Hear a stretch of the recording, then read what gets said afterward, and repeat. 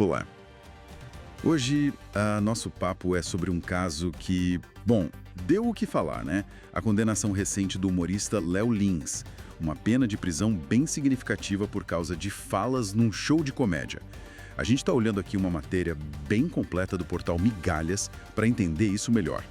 O objetivo aqui é desdobrar essa decisão da justiça, sabe? Entender os argumentos dos dois lados, a lógica por trás da condenação e essa linha tênue, né? Entre humor, liberdade de expressão e o que a lei vê como discriminação. Ok, vamos dar uma olhada nisso então. Exato. E, tipo assim, tudo começou com uma denúncia lá do Ministério Público Federal, o MPF. Eles apontaram que vídeos de um show específico, o Perturbador, bom, esses vídeos circularam muito online. Ah, no YouTube, né? Vi que teve milhões de visualizações. Milhões. E o conteúdo, segundo a denúncia, tinha piadas consideradas preconceituosas contra, olha, vários grupos. Pessoas negras, indígenas, idosos, pessoas com deficiência, homossexuais, judeus, nordestinos também. A base da acusação foram principalmente duas leis, né? Quais foram? A Lei 7.716 de 89, que é a nossa lei contra racismo e outras discriminações, e também a Lei 13.146 de 2015. Que é o Estatuto da Pessoa com Deficiência, certo? É essa mesmo. E a sentença, então? Foi pesada, né? Fiquei sabendo dos números. 8 anos, 3 meses e 9 dias de prisão, começando em regime fechado, e ainda uma indenização, né? Sim, por danos morais coletivos, passou dos R$300 mil.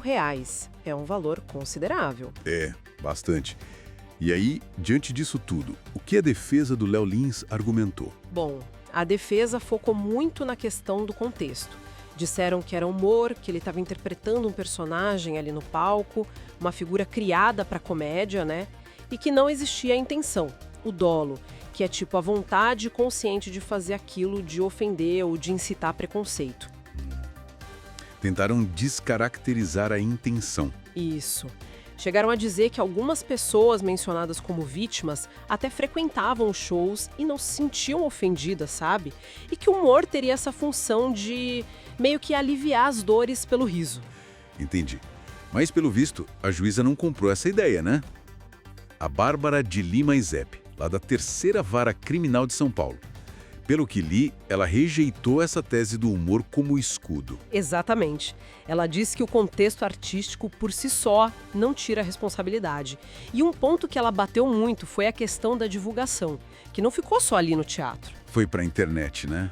Para milhões de pessoas. Justamente. Isso ampliou demais o alcance e o potencial de dano. Para ela, ficou claro que existiu sim a intenção deliberada, o dolo. Faz sentido pensar no alcance. E o que é muito interessante aqui, talvez o ponto jurídico central, é como ela fundamentou a questão da liberdade de expressão. Como foi isso? Ela deixou claro, e aqui eu tô meio que resumindo a ideia central da decisão, que a liberdade de expressão não é um direito absoluto, não é ilimitado, sabe?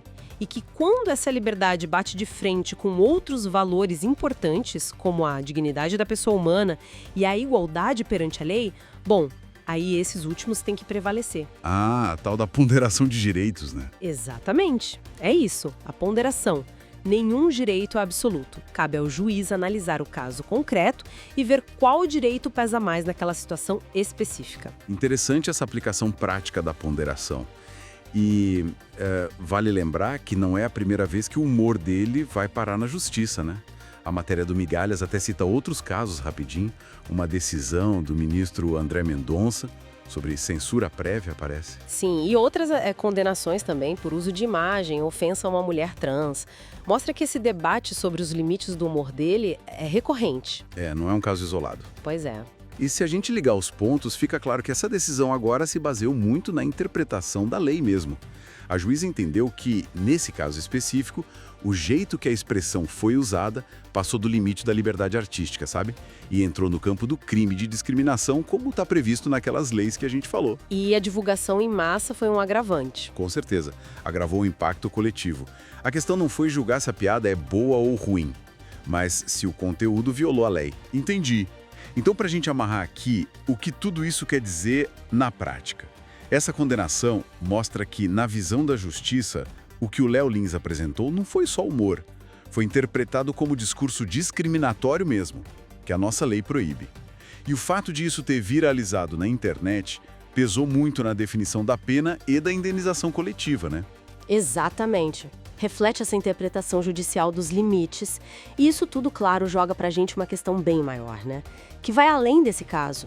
Fica a reflexão: onde é que a sociedade e o próprio sistema de justiça devem traçar essa linha? Essa linha tão delicada entre a comédia, que provoca, que às vezes é ácida, e o discurso que só reforça estereótipo, que causa dano real para grupos que já são vulneráveis. É uma pergunta difícil. E junto com isso, qual é a responsabilidade, né? Não só de quem cria o conteúdo, mas de quem ajuda a espalhar, de quem distribui. São pontos importantes para a gente pensar.